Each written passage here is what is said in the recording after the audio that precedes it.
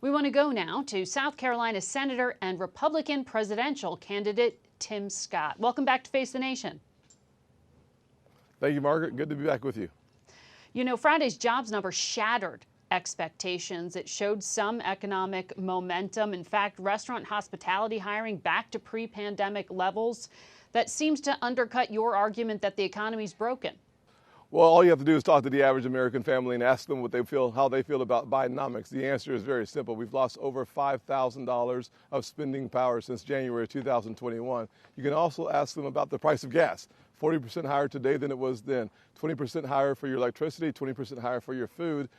For a guy who grew up in a household with a single mother mired in poverty, when you see this kind of inflation over the last 2 years, it is devastating to the average American family. We should always celebrate the creation of jobs, but we should never forget that we went 52 consecutive paychecks, 52 consecutive paychecks with a loss of spending power. And you blame political leadership, not the Federal Reserve? Well, if you think about the fact that over the last, year and a half, we've seen a 16% inflation since Joe Biden's taken office, which led to 11 consecutive rate increases. That downward pressure on our economy certainly created cracks and fissures throughout the economy. That was caused by Joe Biden's lack of leadership and understanding of how to create jobs in America. The first quarter of this year, we saw our growth of our economy at 1%.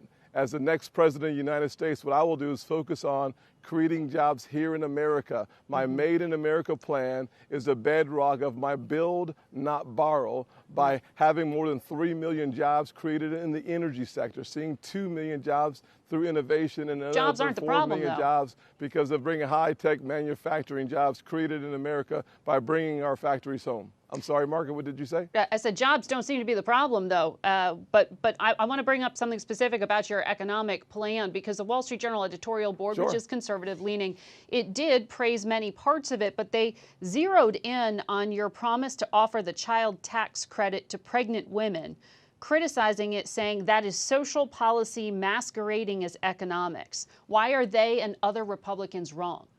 Well, here's a question.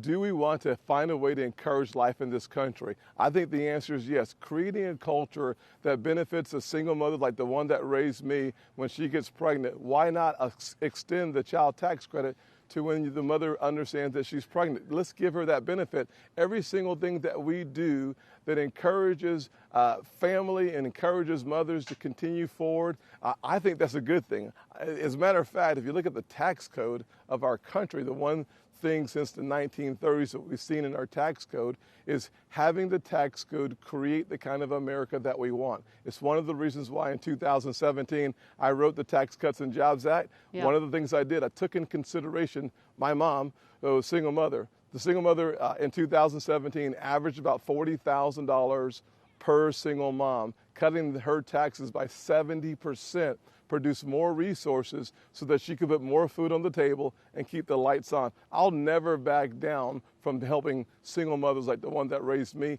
and mothers overall be in a better position to take care of their families. I don't care who disagrees with that. I'm wondering here in Washington about the paralysis that we are seeing in the House now that they do not have a speaker and they can't move basic legislation on a defense bill or government funding until they sort that out. The Senate is in recess until October 16th, and they haven't passed any spending bills. So how confident are you Congress is going to avoid a shutdown next month? Well, you have until November the 17th to figure that out, Margaret. I will say without any question, the road to socialism runs right through a divided Republican Party.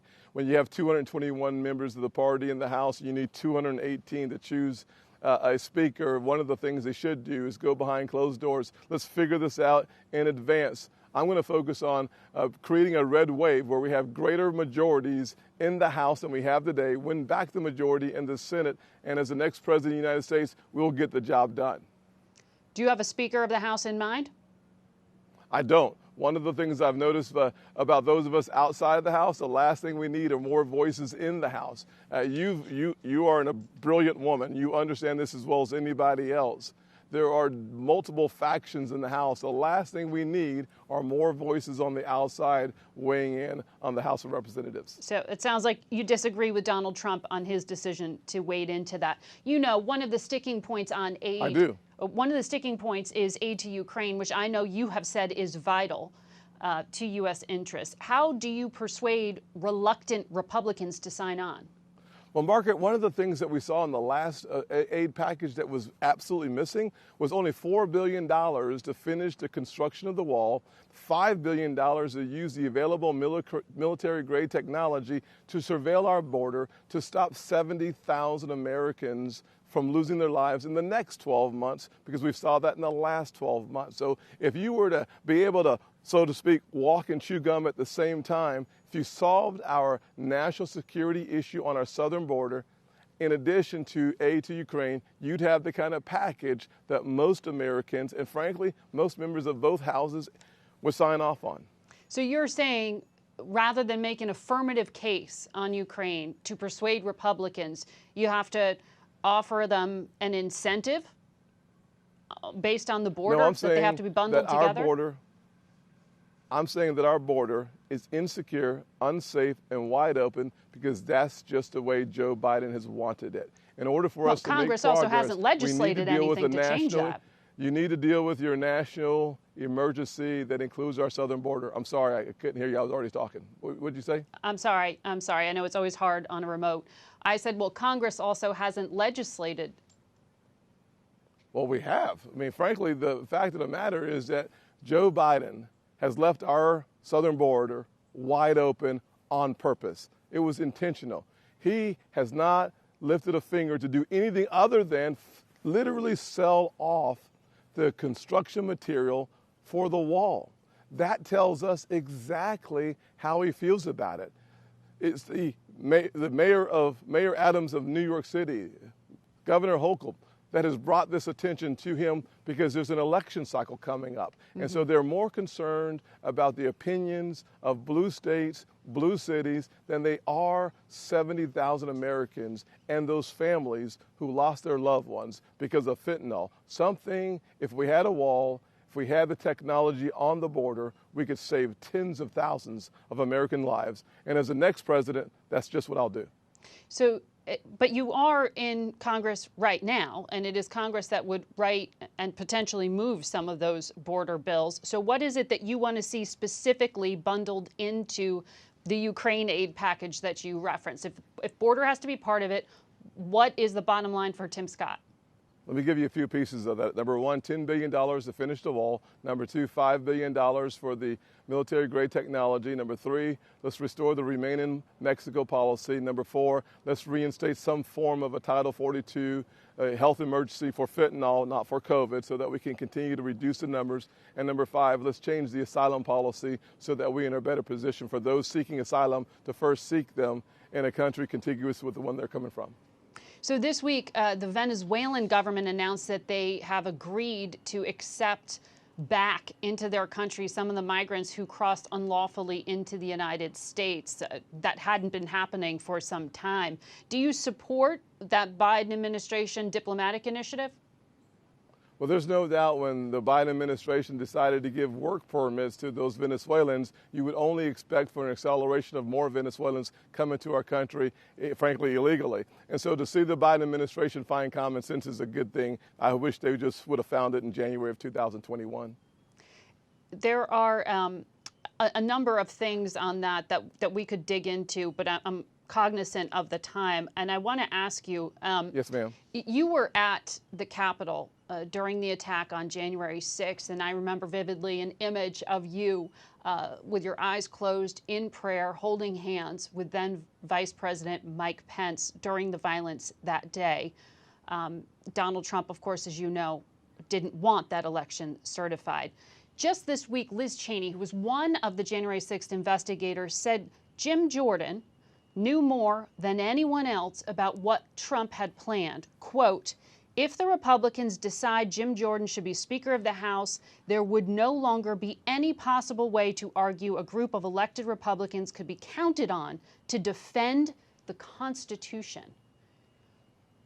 Does that revelation by her concern you? Well, number one, I have no idea what Jim Jordan knew or didn't know. I have no idea what Liz Cheney has said or has facts towards. I'm going to focus on the things that I actually know something about, and what I know is that preserving the American dream for the next generation is why I'm running for president. So I will focus on restoring hope, creating opportunities, and protecting the America that we love. The innuendos and the rumors, I can't respond to those because I have no clue what in the world she's talking about or what he did or did not know. Well, she was one of the investigators, so presumably it's more than innuendo. In fact, one of the lead investigators. Are you at all curious about whether there were complicit members of Congress? Listen, I think there's an investigation that's part of the process. Here's what you're asking. You're asking me to weigh in on something that I have no knowledge of. I'm not going to pretend to know something that I just don't know. Mm-hmm. Well, having been there that day and clearly concerned, as that image captures, I wanted to know how you think of it, given that's quite the allegation, Wow. and this person is someone, as potential speaker, you'd be working with quite directly, and if you are president, might potentially have to continue working with.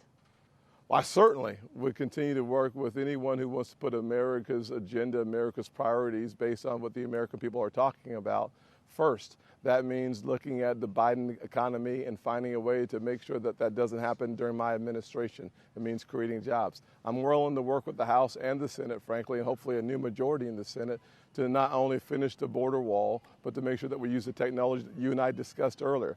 I'm willing to work with anyone on unleashing every single energy resource that we have in this country and doubling nuclear production in the next 10 years. What I'm not willing to do is to have a conversation about someone and something that they supposedly know that I don't have the ability to discern. Understood. If someone other than Donald Trump, like yourself, wins this Republican primary, do you fear future political violence in this country? I don't. Listen, one of the things that we should all appreciate and respect about America is that we are literally the city on the hill. We have a polarized America in some part, but every single place I travel, every state that I go to, every city I'm in, the one thing I walk away is I'm marveling at the goodness of the American people. Our people are strong. Our government is weak. We just need to continue to bring this nation together, and that's one of the things that I've been championing for the last 5 months, and I hope to champion as the next president of the United States. Tim Scott, Senator, thank you for your time today. Yes, ma'am. Yes, ma'am.